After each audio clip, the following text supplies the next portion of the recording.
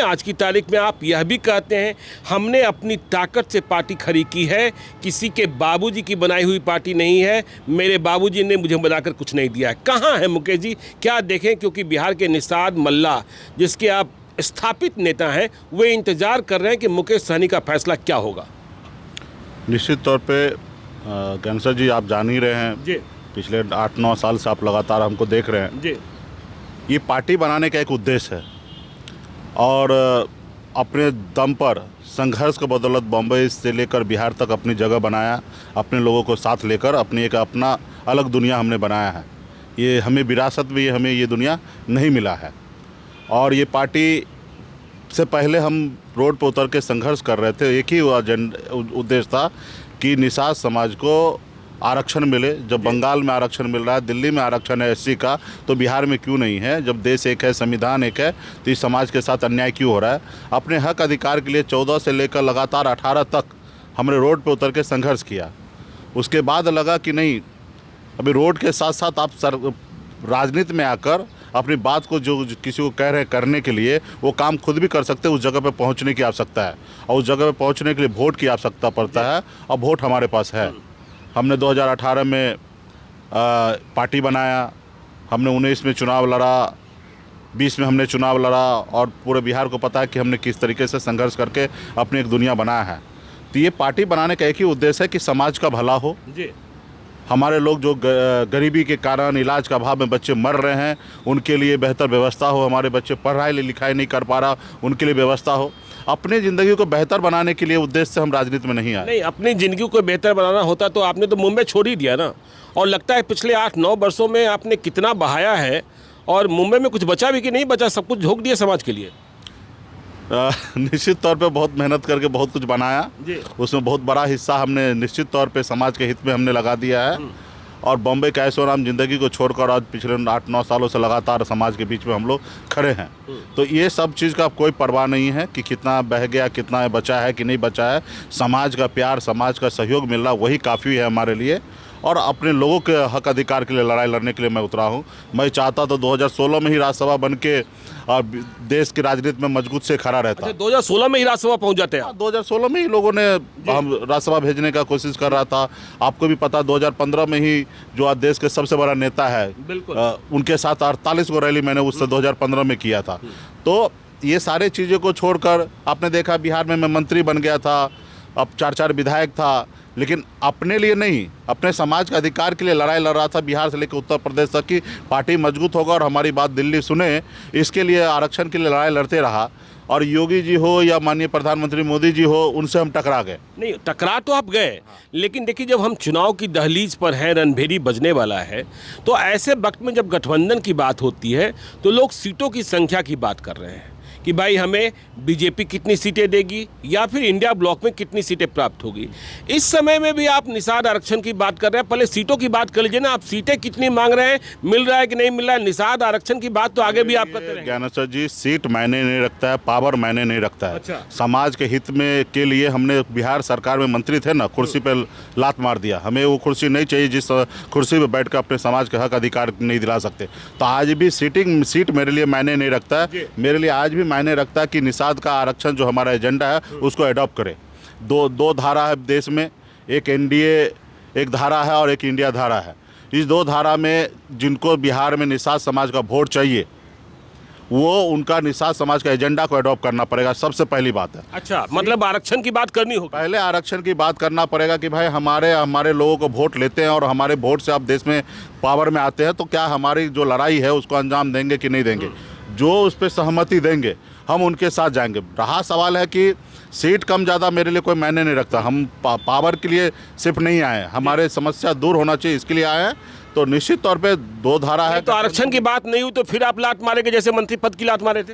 निश्चित तौर पे बगैर आरक्षण के बात किए हुए हम किसी से समझौता नहीं करेंगे और संघर्ष करेंगे, लड़ाई लड़ेंगे। आपने देखा कि बिहार में किसी को बताने की जरूरी नहीं है। जब बिहार के करोड़ों निषाद का बेटा ने हाथ में गंगा जल लेके संकल्प ले लिया कि मैं अपने आने वाले बच्चे के भविष्य के लिए लड़ाई लड़ूंगा, अपने नेता, अपने पार्टी, अपने दल के साथ खड़ा रहूंगा, तो फिर मुझे किसी के सामने झुकने की क्या आवश्यकता है? जब हमारे लोग हमारे साथ है, अगर किसी को निषाद का वोट चाहिए तो उनके लिए उनको प्रयास करने की आवश्यकता है।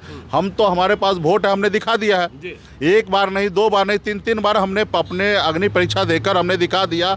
अब बिहार जैसे राज्य में खास करके पिछले 5 सालों में हमने 3 बार उपचुनाव लड़ा, और उपचुनाव आपको मालूम होगा कि उपचुनाव कितना टफ होता है। हाँ, पूरे सरकार अपनी पूरी शक्ति लगा देता है, विपक्ष अपनी पूरी शक्ति लगा देता है। उस शक्ति के बीच में अपने दम पर हमने पहचान बनाया। चाहे वो सिमरी बख्तियारपुर चले जाइएगा तो एक तरफ सरकार पक्ष, एक विपक्ष अपनी पूरी शक्ति लगा दिया। दिनेश चंद्र यादव जी के जैसे क्षेत्र में हमने अपने दम पर 25,000 वोट हमने लाया।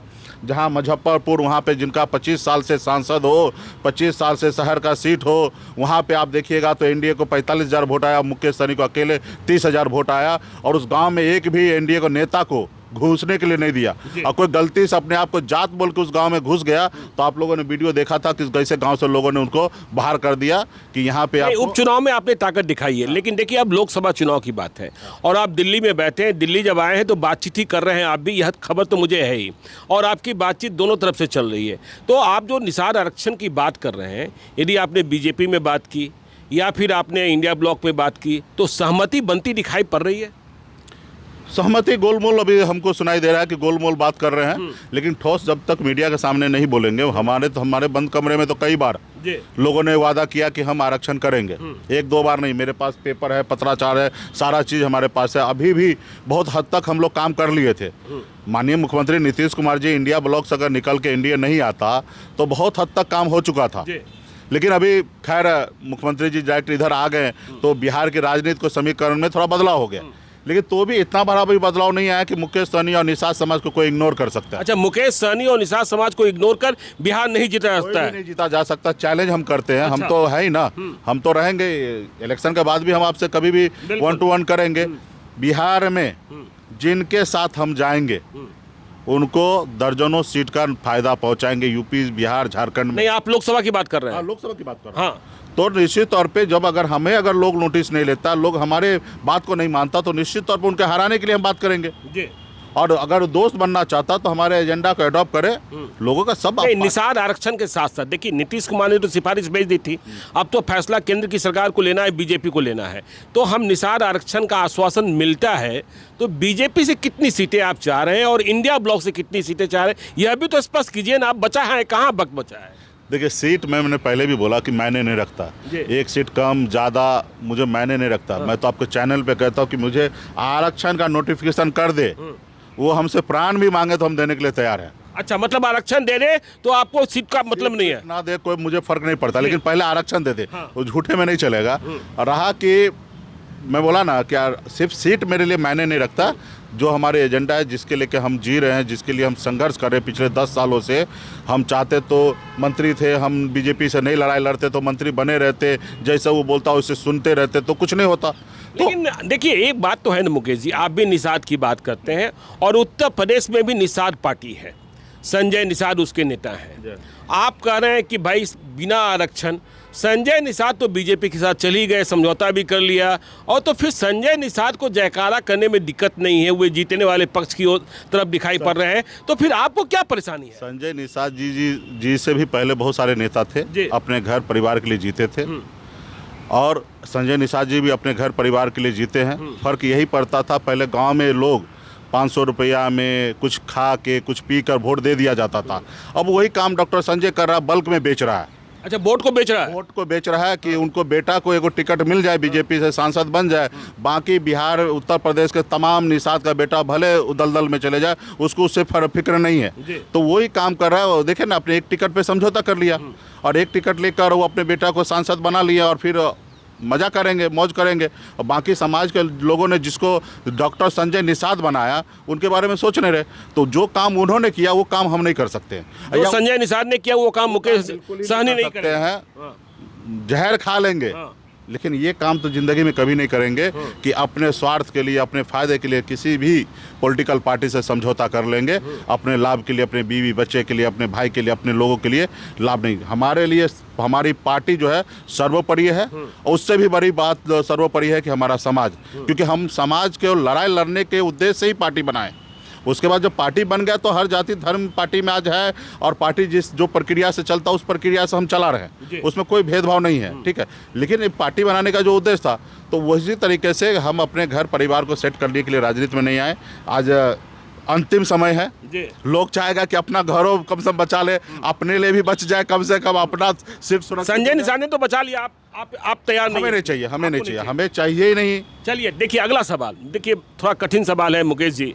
हम लोग बैठे हैं रायसीना हिल्स में दिल्ली में, और सीटों के तालमेल की बात चल रही है। बैठने का औकात आज से नहीं 10 साल से है। हाँ नहीं, वो तो मैं देख रहा हूँ, वो आपका पिन कोड बना हुआ है, ठीक है।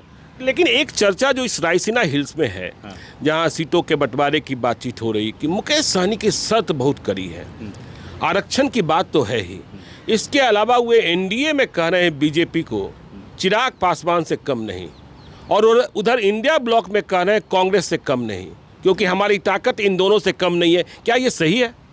नहीं देखिए, ये मुझे नहीं मालूम है, इतना पता है चर्चा तो ये है। हाँ, चर्चा होगा, और लोग कभी कभी क्या है कि सामने वाले को कोट करके एक दूसरे को लड़ाने का भी कोशिश करते हैं। हम ना चिराग पासवान जी के बारे में बोल रहे हैं, ना राहुल गांधी जी के बारे में बोल रहे हैं। राहुल गांधी जी देश के बहुत बड़े नेता हैं, उनकी बड़ी पार्टी है। चिराग पासवान जी के पिताजी का बड़ा नाम रहा है, उन्हीं के बनाई हुई पार्टी है। हम उन लोग से नहीं हम बात करेंगे। हमने बीच में उपचुनाव लड़ा है बिहार में, 5-6 उपचुनाव हुआ है, 3 उपचुनाव हमने लड़ा है। चुनाव आयोग के वेबसाइट पे वोट है, किसको कितना वोट आता है उपचुनाव में, और उपचुनाव जो होता है वो फाइनल मतलब कह सकते हैं कि एग्जाम होता है, टेस्ट होता है, उसमें जिसको जितना नंबर मिले उस नंबर के आधार पे उनके साथ न्याय होना चाहिए। मेरा बात मतलब उपचुनाव के नतीजे के आधार पर आप उपचुनाव के नतीजे पे ही आप बात कीजिएगा ना कि कितना आपके पास वोट है। तब तो आपको अधिक वोट मिले थे चिराग पासवान से, कई गुना ज्यादा। देखिए आ गई ना बात। देखिए जो रायसीना हिल्स में बात चल रही है कि आप अपनी ताकत चिराग पासवान से अधिक मानते हैं। हाँ है भी। अच्छा, अभी जाति आधारित गणना हुआ है, हम 10% है। अच्छा, हमारा स्टैक रेट क्या है, पोलिंग कैपेसिटी क्या है। अब बहुत सारा पार्टी भी लड़ा, सिर्फ चिराग पासवान की कोट नहीं कीजिए, उनको अच्छा नहीं लगेगा। बहुत सारा पार्टी, राज्य के सभी पार्टी ने लड़ाई लड़ा, चाहे वो बीजेपी हो, जेडीयू हो, आरजेडी हो, कांग्रेस पार्टी हो, मांझी जी की पार्टी हो, चिराग पासवान जी की हो। बहुत सारा पार्टी तो दम ही नहीं उठा पाया कि हम लड़े। जो नहीं लड़े, जो एग्जाम में नहीं बैठे, उसकी बात आज ना करें। लेकिन जो लोग अपने क्षमता ताकत दिखाने के लिए बैठे कि हम इनको हरा देंगे, हम लड़ेंगे तो इनको हरा देंगे, लेकिन आप हरा नहीं पाए, और आपका वोट कितना है वो अब दिखा। लेकिन हमने जिद किया कि हम हरा देंगे तो हमने हरा दिया। नहीं ठीक है, आपने हरा दिया, लेकिन एक बात, थोड़ा बहुत वोट से नहीं, 37,000 वोट से हराया, दूसरी जगह 15,000 वोट से हराया बड़े संख्या में। एक और समझना चाहते हैं, जो चुनावी गणित है और जो राजनीति वोटों का गणित है, कि बीजेपी जब से नीतीश कुमार एनडीए के पाले में आए, अमित शाह ने और नरेंद्र मोदी ने कहना शुरू कर दिया अब तो बिहार में 40 में 40। क्या बगैर चिराग पासवान, बगैर मुकेश सहनी, बगैर उपेंद्र कुशवाहा, सिर्फ नीतीश कुमार के बूते बीजेपी बिहार में 40 में 40 सीटें जीत सकती है? देखिए, बोलने के लिए क्या जाता है। अब उत्तर बंगाल में भी बोले 200 पार, 100 भी पार नहीं हुआ। बिहार में 2015 में भी बोले 160 पार, और 60 के आसपास भी नहीं पहुंचे। तो देखिए, बोलने के लिए क्या है, वो बोलेंगे, और हर पॉलिटिकल पार्टी को बोलना चाहिए अपने कार्यकर्ता को जोश दिलाने के लिए। और खास करके यूपी में, बिहार में बहुत ऐसे स्टेट है, महाराष्ट्र है, देश के लगभग स्टेट में बगैर गठबंधन किए हुए किसी के पास पावर नहीं है। एक आध राज्य अगर छोड़ दीजिएगा तो वहाँ पे इंडिविजुअल पार्टी का अपना ताकत है। लेकिन अगर देश में कहिएगा तो मैक्सिमम 25+ ऐसे राज्य है जहाँ पे बगैर गठबंधन किए हुए आपकी अपनी ताकत 0 है। और जो जितना बड़ा गठबंधन बना लेता है, निश्चित तौर पे उतना बड़ा फायदा पहुंच जाता है उनको, क्योंकि सभी दल के लोग एक जगह पहुंच जाते हैं तो जाहिर सी बात है दल पहुंचेंगे, दल के साथ जो वोट है वो वोट आपके साथ मर्ज होगा, तो निश्चित तौर पे आपका जीत बड़ा होगा। और जहाँ पे बहुत सारे पार्टियाँ हैं, वहाँ पे कोई भी पार्टी अकेले अपने दम पे ना करे, हर एक पार्टी का अपना वजूद है। कोई 5,000 वोट, मतलब बीजेपी या ना मान ले कि 40 में 40 जीत लेंगे, कोई भी पार्टी ना मान ले। चलिए, तेजस्वी यादव, देखिए कहा यह जा रहा है कि बीजेपी से भी आपकी बातचीत चल रही है और तेजस्वी यादव ने भी आपसे संपर्क किया है, तो तेजस्वी यादव के संपर्क में हैं, आपके पास संदेशा कुछ आया है क्या? देखिए, पॉलिटिकल पार्टी है, बिहार का एस्टेब्लिश पार्टी है, हर दल चाहते हैं कि वीआईपी पार्टी हमारे साथ आ जाए, बिल्कुल, लेकिन चाहते कि हल्के में आ जाए, कम में आ जाए, उसके एजेंडा की ना बात करे। तो ये सब दल का प्रयास होता है। और जो कमज़ोर होता है वो हल्के में निपट जाते हैं। जिनका आत्मविश्वास मजबूत है, जिनको कुछ करने की जरूरत है, जैसे हमारे दशरथ मांझी जी ने, उन्होंने ठान लिया था ये पहाड़ को तोड़ देंगे, तो तोड़ के हटा दिया। तो हम भी वही ठान लिए हैं, आज हो कल हो परसों हो अपनी वजूद बिहार में बनाएंगे, अपने दम पे बिहार में काम करेंगे। तो वो वजूद बना है और आगे भी बनाते रहेंगे, किसी के पीछे हम लोग नहीं घूमेंगे। और सब दल चाहते हैं कि वीआईपी पार्टी आए और जो दल से अच्छे से समझौता हो जाए, जो वो बात हमारी मान ले, हम उनकी बात मान ले, तो निश्चित तौर पे काम होगा। नहीं, बिहार में 3 युवा चेहरे हैं, तेजस्वी यादव, चिराग पासवान, मुकेश सहनी।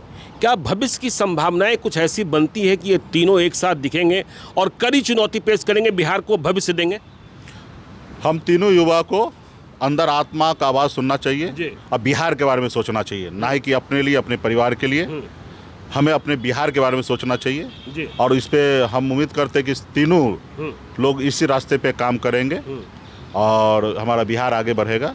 और वो समय आएगा, सब अगर हम जब बिहार की बात करेंगे तो हमारे लिए तो सबसे पहले ज़रूरी है चिराग पासवान, तेजस्वी जी। हम बिहारी हैं, हमारे लिए ना दिल्ली वाले कोई दोस्त है ना दुश्मन, हमें उससे लेना देना ना। हम बिहार को कैसे मजबूत करें। सम्राट चौधरी भी बिहारी हैं। हाँ, निश्चित तौर पे, लेकिन वो उनके अपने एक अलग दल है, वो डिसीजन नहीं ले सकते हैं। बाकी वो निश्चित तौर पे उनका भी इच्छा होगा कि बिहार आगे बढ़े। ऐसा नहीं होगा कि सम्राट जी नहीं चाहते होंगे कि बिहार आगे बढ़े। आखिरी सवाल मुकेश जी, आज 12 मार्च है, 15 मार्च को या 16 मार्च को रणभेरी बजेगी। अगले 2 दिनों में फैसला कर लेंगे ना, इधर की उधर? फैसला देखिए उनको करना जो पहले से एक दूसरे को ब्लॉक में है। हम तो अभी नए हैं, अभी मार्केट में अभी चुपचाप हम बैठे हैं। हम दोनों तरफ देख रहे हैं, पहले वो आपस में सब सलट ले। और हमारी इंटरनल तो कह सकते कि बात तो वगैरह सब ऑलमोस्ट बहुत हद तक आगे बढ़ चुका है और जल्दी क्लियर हो जाएगा और हम जल्दी निर्णय ले लेंगे। चलिए, तो देखिए मुकेश सहनी कह रहे हैं कि जल्दी क्लियर हो जाएगा, निर्णय कर लेंगे और कह रहे हैं आरक्षण के लिए लात मार देंगे और संजय निषाद की तरह नहीं करेंगे। जहर पीना मंजूर है लेकिन परिवार के लिए, समाज को कुर्बान कर देना मंजूर नहीं है। तो ये थे मुकेश सहनी। आगे भी हम राजनीतिक चर्चा करते रहेंगे मुकेश जी के साथ। तो आज आप मेरे साथ जुड़े, बहुत बहुत धन्यवाद। आप देखते रहिए लाइव सिटीज को। यदि अब तक आपने हमारे यूट्यूब चैनल लाइव सिटी को सब्सक्राइब नहीं किया तो जरूर कर लीजिएगा और यदि इस वीडियो को आप फेसबुक पेज के माध्यम से देख रहे हैं, पेज को लाइक